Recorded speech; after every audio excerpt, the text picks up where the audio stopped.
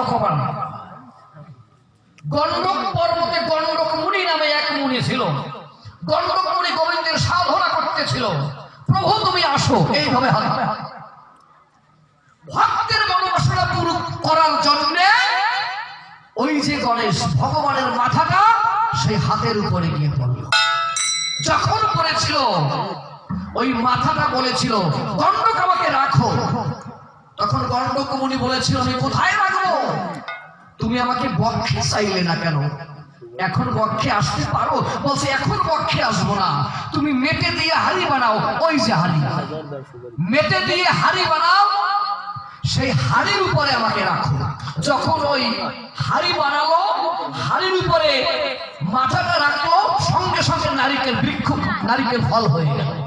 ও জানে, ও বলে বন্ধুরা যখন ফল হয়ে গেল গণ্ডক মুনি কাঁদতে শুরু করলো, প্রভু একে তোমার লীলা, মনে আছে ভাবো কবে তোমাকে পাবো।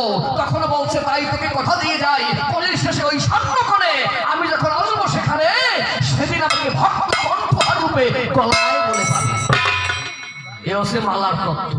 আর কও কি তুমি আবল তাবল কও, আবার আমারে কয় কাটবি না সব। আশীর্বাদের তত্ত্ব খুব কঠিন তত্ত্ব, তাই মতুয়ারা যেটা গলায় দিচ্ছে ওটা ভগবানের মাথা ডাইরেক্ট। এত সোজা নাকি? ধরো ওটা গান গাই, এরপর ওরা সালমান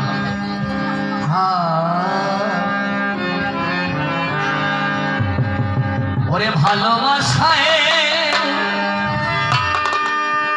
ঘটালো কি জ্বালা,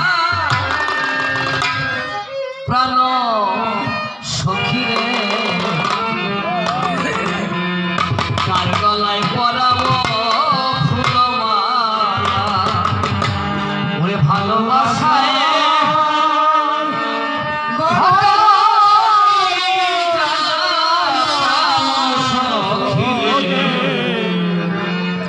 কার গলায় পরাবো ফুলমালা।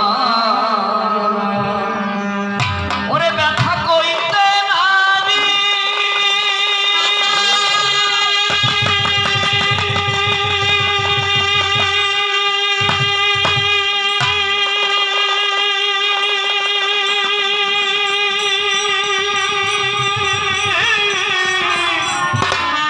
ব্যথা কইতে নারী সইতে নারী ব্যথা কইতে নারী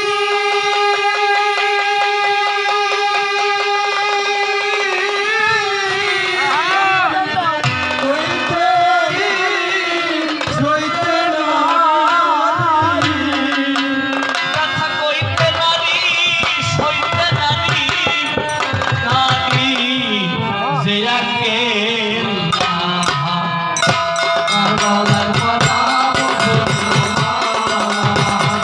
ভালোবাসায়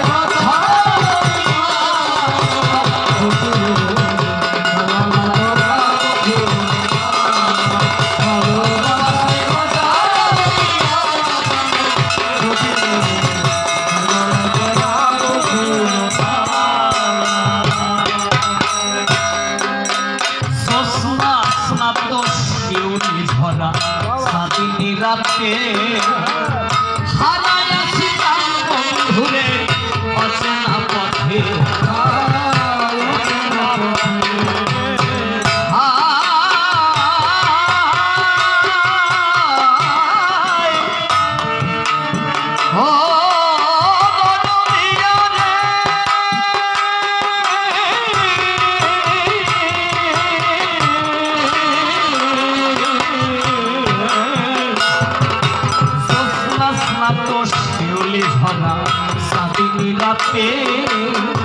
হারাইয়াছি কাম বন্ধুরে অচেনা পথে।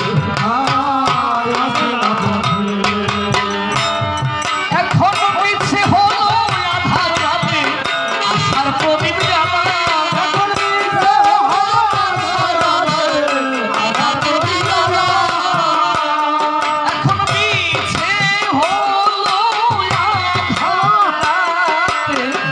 আশার প্রদীপ জ্বালা। মিছে হলো আধার রাতে আশার প্রদীপ জ্বালা।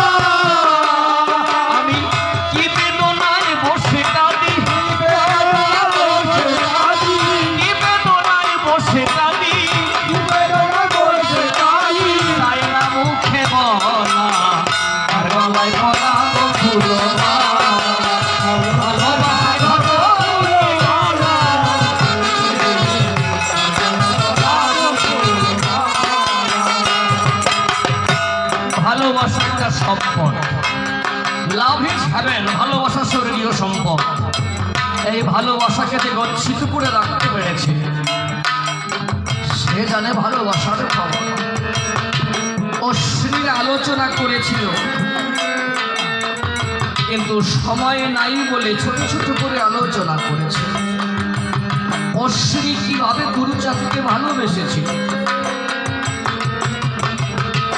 সত্যিকারের যদি ভালোবাসা হয় সেটা স্বর্গীয় সম্পদ হয়। তাই বলছে কি, আমি আঘাত পেয়েও কেন করি ভালোবাসার গান,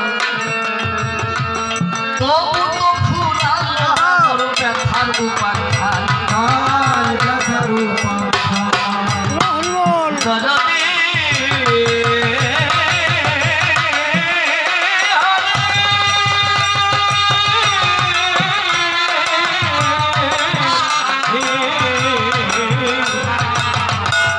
আমি আঘাত পেয়েও কেন করি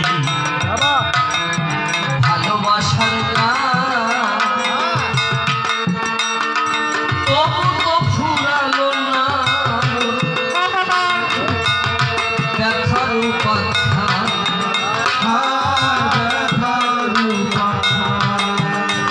হবে যার জন্য যার কাঁদিল প্রাণ, চাই কি প্রাণে ভোলাম হবে।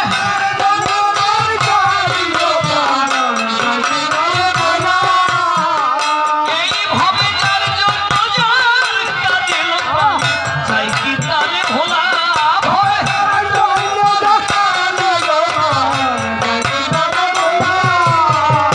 আর কি আসবে প্রাণ বন্ধু, আর কি আসবে প্রাণ বন্ধু,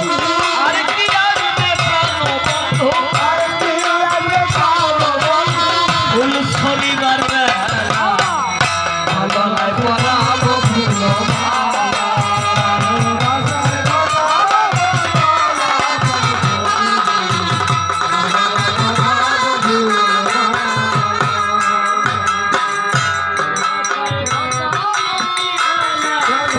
সখিরে আর গলায় পরাবো ফুলমালা। পাপড়ি ঝরা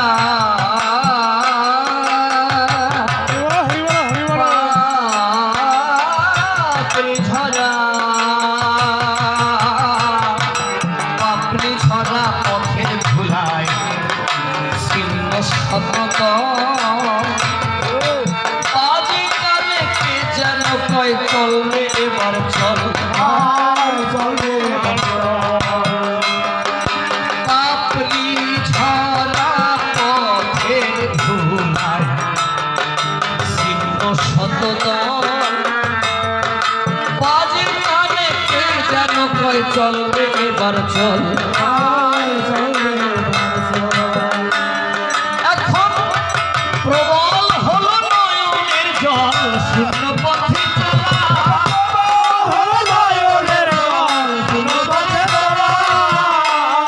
এখন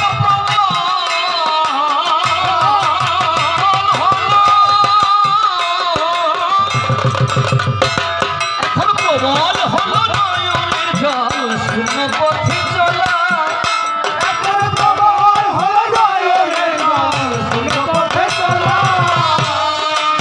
তাই বলে আর হবে না, তাই বলে আর হবে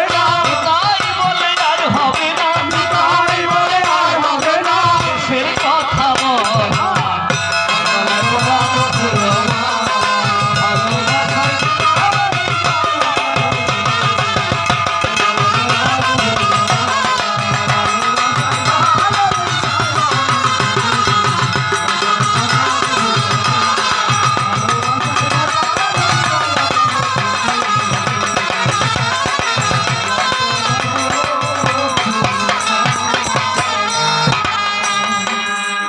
আছেন যত বিজ্ঞ শ্রোতা, পালন করবেন নীরবতা, বলতে হবে হরি কথা আপনাদের ইচ্ছায়। ঘড়ির দিক তাকাইয়া দেখি 3:30 বেজে গেছে, 8 ঘন্টা সময় আছে, বেশি আর নাই। তো আমাদের সময় নাই তা না, মানুষের সময় মাত্র কয়দিন বলতে পারেন? বাহ, মানুষের সময় হচ্ছে 7 দিন। এই 7 দিনের একদিন আমাদের চলে যেতেই হবে। তাই মানুষেরা 7 দিন ধরা হয়। আয়ু কয়দিন ধরা হয়? 7 দিন। রাজা পরীক্ষিতের অভিশাপ হয়েছিল, ব্রহ্ম শাপ হয়েছিল 7 দিন। এই 7 দিনের মধ্যে যদি সাধু সঙ্গ করতে পারে তাহলে সে মৃত্যু হবে কিন্তু মুক্তি হবে।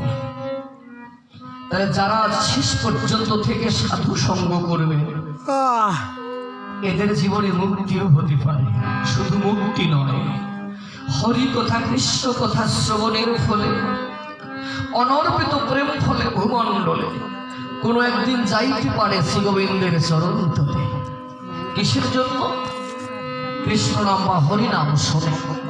উনি বলেছে কৃষ্ণ নামের ফলে, হরি নামের ফলে পাথর ভাসে, তার উপাখ্যান তুমি দিয়ে যাও। বলেছে না? আমার মায়ের গর্ভে একজন ভক্ত ছিল, নাম কি বলতে পারে?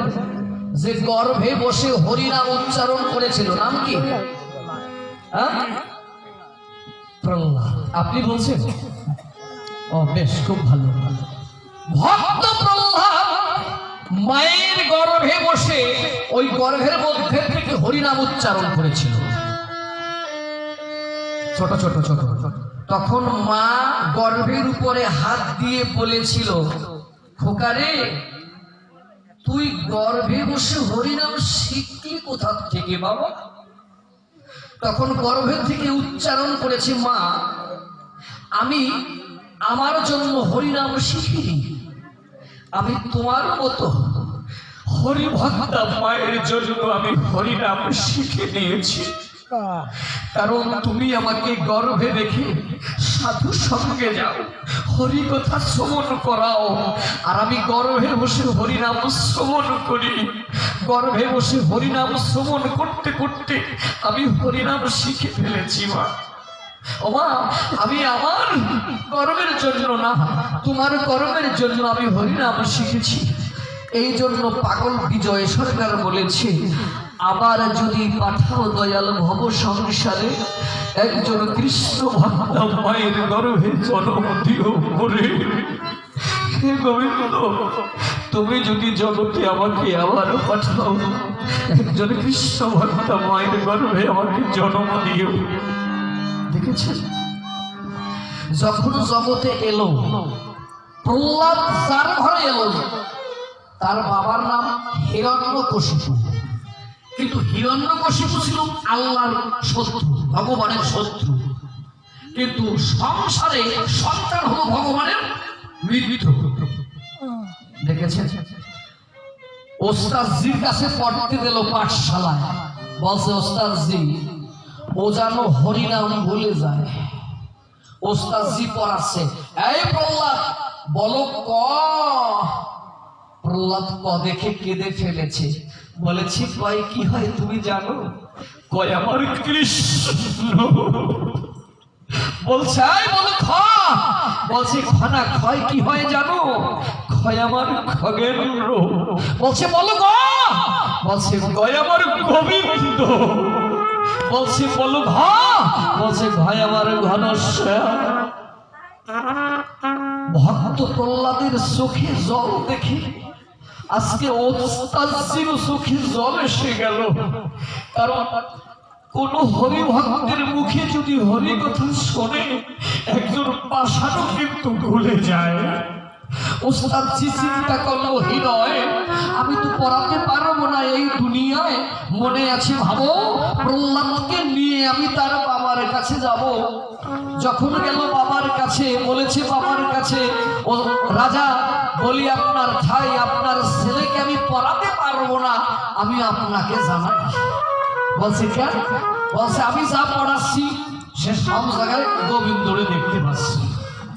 বাবা বাবা তুই গোবিন্দরে ভুলবি না, সব জায়গায় গোবিন্দ আছে, তোর শ্রীহরি সব জায়গায় আছে বাবা। বলছে বাবা সব জায়গায় আছে, সব জায়গায় আছে, দেখবো তোর কেমন হরি, তোকে মারবো আমি আজকে। কিভাবে মারবো জানো? পাগলা হাতির তলায় তোকে দিব, ছোট ছোট 5 বছরের শিশুকে যদি একটা পাগলা হাতের তলায় দেয়, সে শিশুটা বাঁচে? যাও চলে আসো, 2-3 মিনিটে যাও, তাড়াতাড়ি এসো। পাগলা হাতির কানে কানে গিয়ে হিরণ্যকশিপু বলেছিল, হাতি কথা দিবি আমার ছেলেকে পিষিয়ে মেরে ফেলবি। পাগলা হাতি চিন্তা করে, জগতের সব কিছু নষ্ট করতে পারি, কিন্তু একজন হরি ভক্তের অঙ্গ আমি পা দিয়ে স্পর্শ করতে পারি না, একজন হরি ভক্তকে আমি পা লাগাতে পারি না কোথাও। দেখেছি মা, কিছু পাওয়ার জন্য তো বসছেন, বনের পশু সে কিনা হরি ভক্তকে চিনল, আমরা মানুষ হয়েও একজন হরি ভক্তকে চিনি না। বনের পশু হয়েও একজন কৃষ্ণ ভক্ত একজন হরি ভক্তকে চিনে নিয়েছে, আমরা বনের পশু হয়ে চিনল, মানুষ হয়েও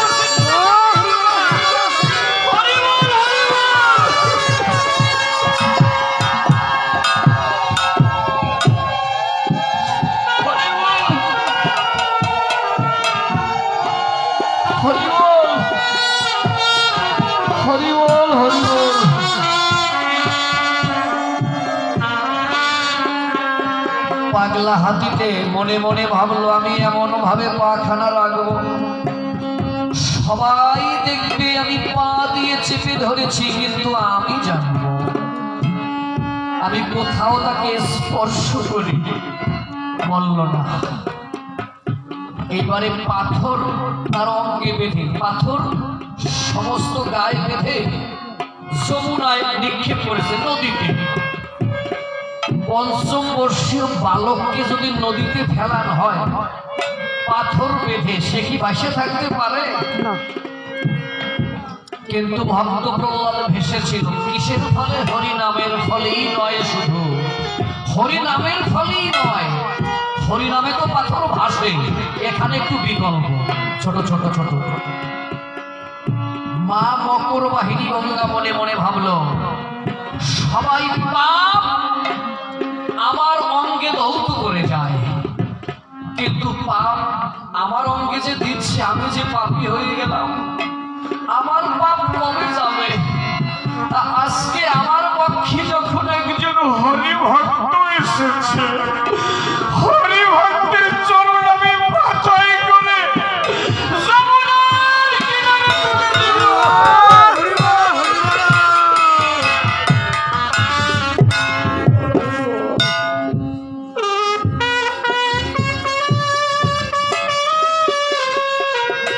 হরি ভক্তের চরণ, হরি ভক্তের চরণ আজকে মা মকর বাহিনী গঙ্গা মাথায় করে যমুনায় তীরে পৌঁছে দিচ্ছে। প্রহ্লাদ মনে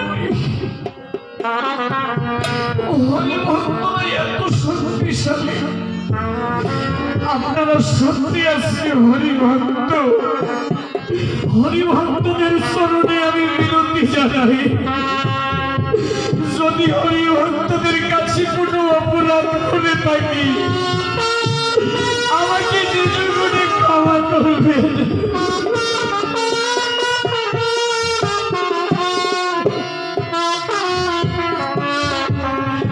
সকলের কাছে আমি যেতে পারবো না, কিন্তু আপনাদের চরণের ধুলি থেকে আমাকে বঞ্চিত করবেন না।